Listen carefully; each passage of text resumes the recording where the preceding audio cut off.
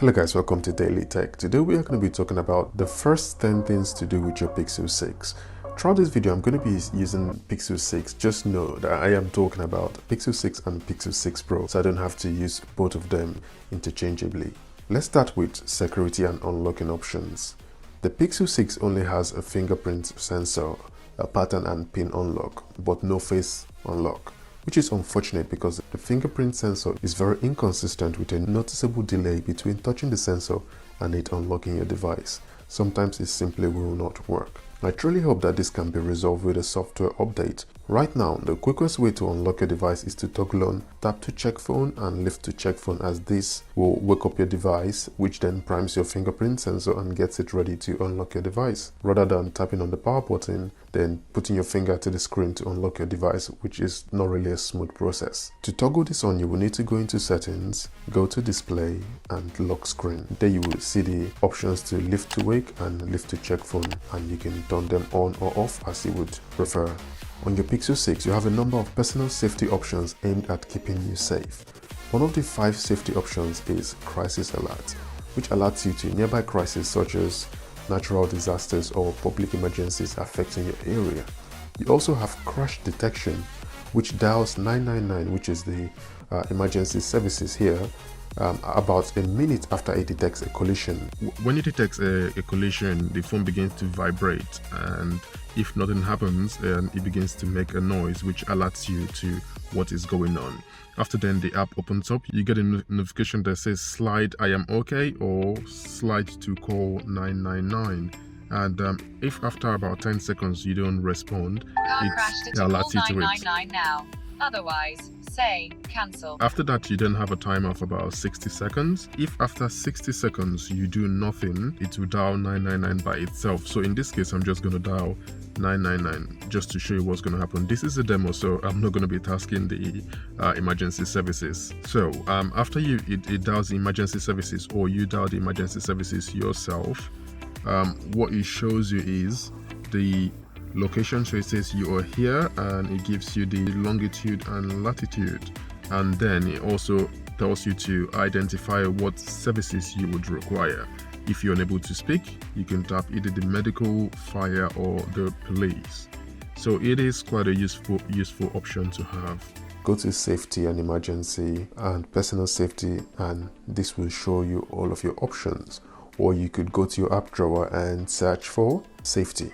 Previous versions of the Pixel devices came with Nounplane, which is a service that identifies songs playing nearby using a song database stored on your device. When there is a song playing that cannot be recognized by your device, we now have an option that displays a search icon on your lock screen. So when you tap on that search icon, it then connects to the internet to search for that song.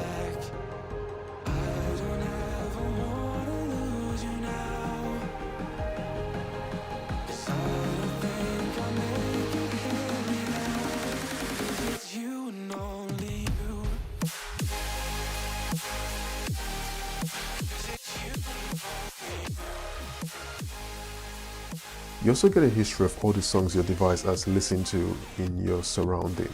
And what you could now do is you could click on a song to then add that song to your YouTube music playlist.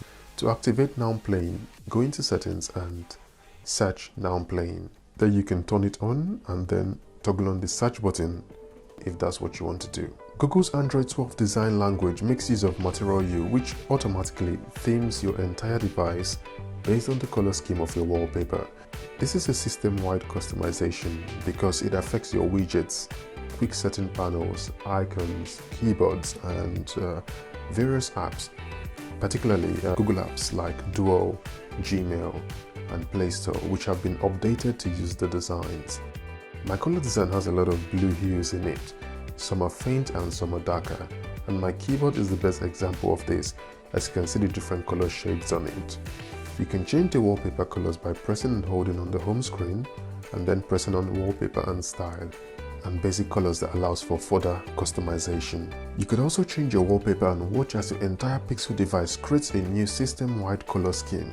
It is quite impressive. We now have themed icon options that changes the color of your icons based on the color scheme. For the time being, they only affect Google Apps. I'm sure more apps will be updated to be able to utilize this feature in the future. Due to the new Material U design, the quick setting panel has also been changed. Instead of the usual 6 smaller buttons, you now get 4 larger toggles, and then you can swipe down for more toggles.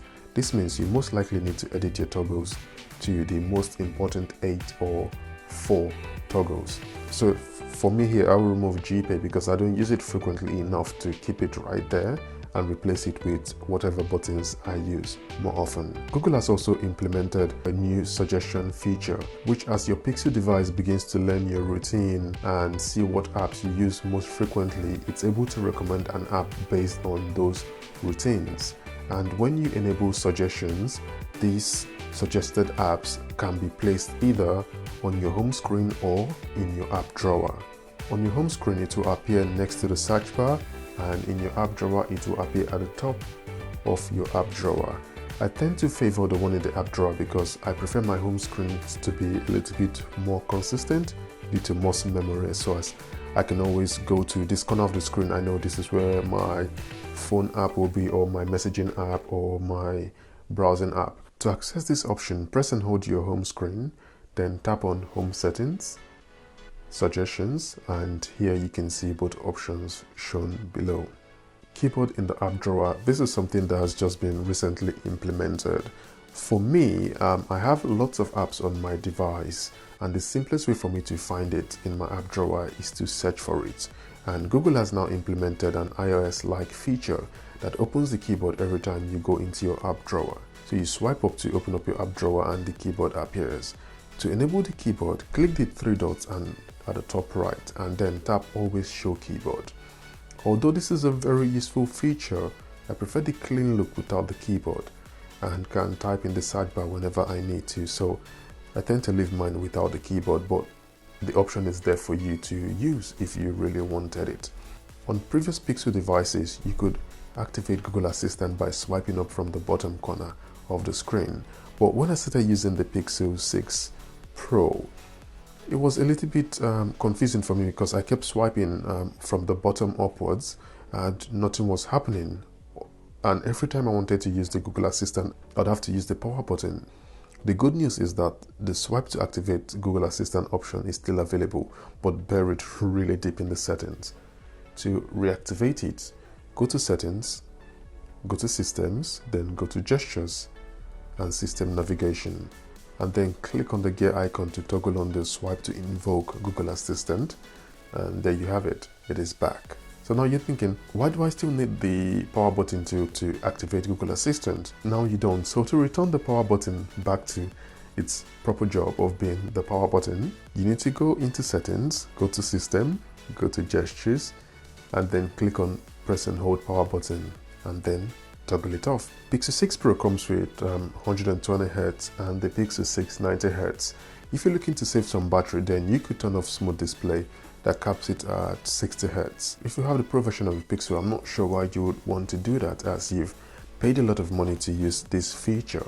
But you have that option by going into Settings, going into Display, and then turning on or off Smooth Display. Thanks for watching, guys. The next video will have a ton of tips and tricks to help you get the most out of your Pixel devices, while I continue to gather my thoughts for a full review of this device. If you enjoy this type of content, please leave a like, share and subscribe. Do continue to be safe, and I will catch you in the next one.